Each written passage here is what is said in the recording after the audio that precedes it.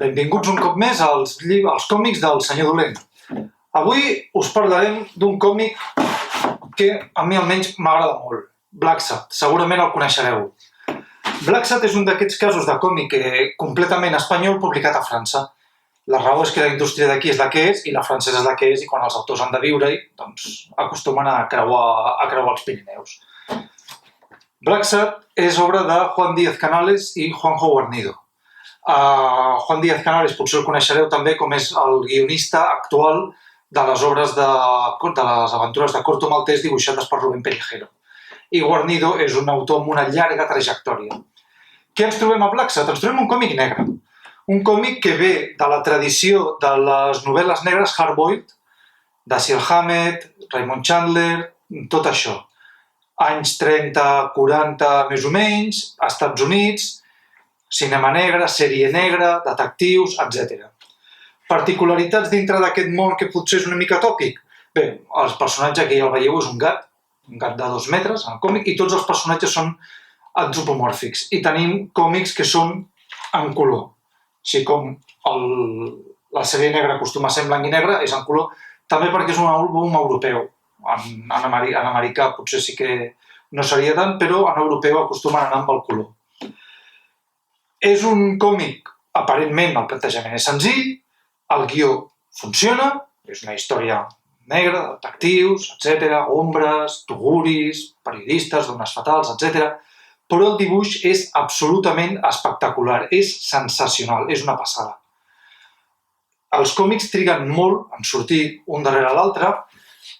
Blacksad, el primer, Un lugar entre les sombres, va sortir l'any 2000. El penúltim, que és aquest, Amarillo, va sortir el 2013. No surt un àlbum cada any ni cada 2 anys. La cadència és molt més llarga. Són àlbums d'unes 60 pàgines aproximadament i porten moltíssima feina. Quan veieu les vinyetes, flipareu. Són vinyetes que porten moltíssima feina. El primer és una història de detectius, bastant típica, si es vol, una mica per començar amb el personatge. El segon, Arctic Nation, aquí tenim una història amb el rerefons del racisme als Estats Units dels anys 30-40, sobretot, amb els mateixos personatges. Aquest ja no hi havia tant l'element sorpresa, perquè en el primer sí que, ostres, un gat, ostres, un no sé què. Aquí ja estàs acostumat, però igualment el nivell de dibuix és molt bo i l'aventura segueix funcionant. Tercer, Alma Roja, aquí ja tenim Guerra Freda a tot i plen, secrets nuclears que van d'una banda a l'altra, i John Blacksad intentant mediar, protegir, fent la viu-viu. Bàsicament és el que fan els detectius en aquestes pel·lícules. És allò que comença el detectiu al seu despatx, esperant que vingui algun encàrrec, l'encàrrec és un desastre, etc. El quart, El infierno y el silencio, aquí ja tenim una història ambientada a Nova Orleans, tenim carnaval, tenim vudú, tenim una història una mica més fosca, més estranya també, però que funciona força bé. I el penúltim, l'últim no ho tinc, ara ho explicaré, Blacksad Amarillo. Aquí tenim una road movie, una història que passa per diferents llocs dels Estats Units, que recorda molt a la carretera, als beatniks, que a més apareixen aquí dintre. Hi ha una escena molt divertida amb beatniks jugant amb pistoles, que si sabeu una mica la història d'aquella generació de Kerouac, Burroughs, etc., segurament situareu ràpidament l'escena aquella en el seu referent real. Aquest va ser el penúltim i ara n'ha sortit el darrer. És una història en 2 parts, s'ha publicat de moment només la primera, encara no me l'he llegit, però vaja, si us voleu aficionar o començar amb la història, jo començaria pel primer i aniria seguint.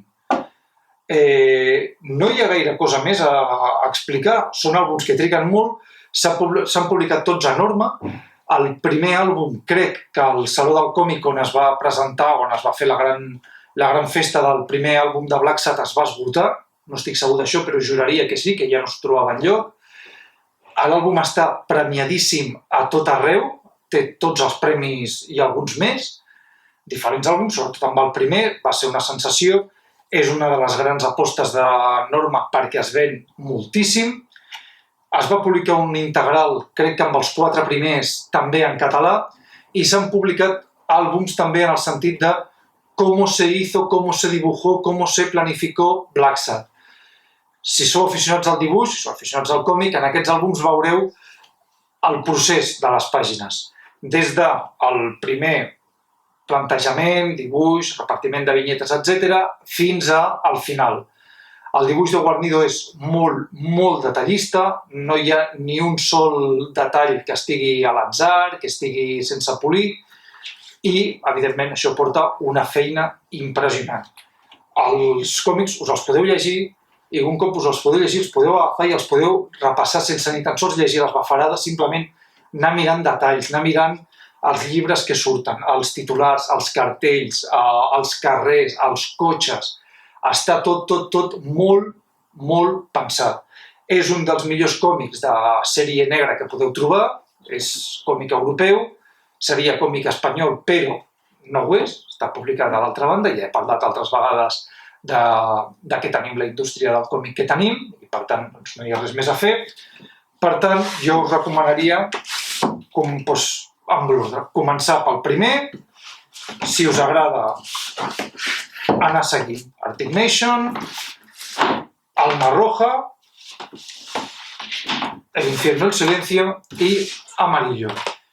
Formen una mena de saga, hi ha una història que es continua, més o menys, però si n'agafeu un saltejat entendreu perfectament la història, no és necessari haver-se llegit els altres.